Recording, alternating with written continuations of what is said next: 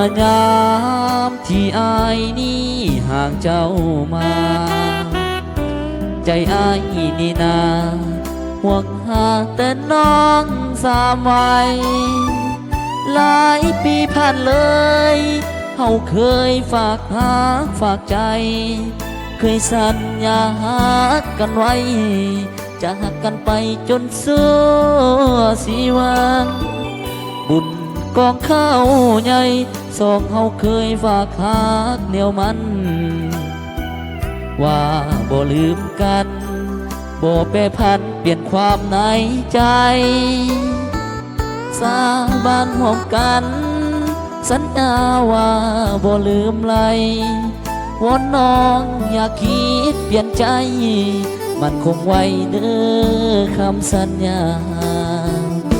คิดฮอดน้องคิดฮอดแก้มบองแก้วแฟคิดฮอดแท้คิดฮอดจนน้ำตาลินอย่าลายใจเด้ออย่าลายใจเด้อสาวบ้านพูนหินห่างกันอายห่วงอยู่พิน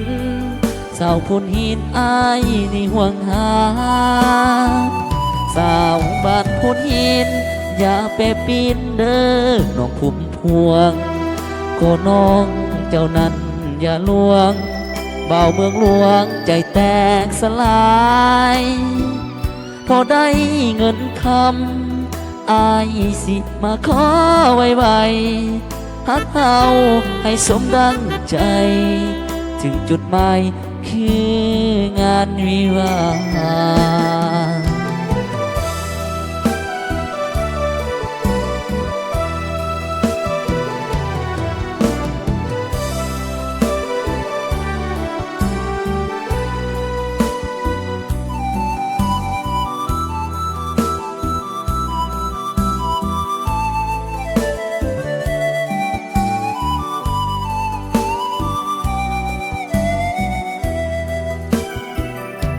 คิดฮอดน้องคิดฮอดแก้มบองแก้วแฟ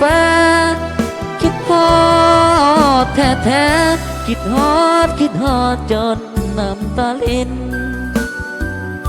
อย่าลายใจเด้ออย่าลายใจเด้อสาวบ้านพูนหินห่างกันอายห่วงอยู่พินสาวพูนหินอายนี่ห่วงหา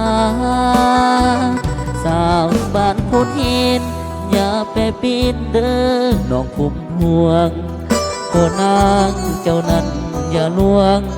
เบาเมืองหลวงใจแตกสลายพอได้เงินคำอายสิมาขอไวๆฮักเฮาให้สมดังใจถึงจุดหมายคืองานวิวาห์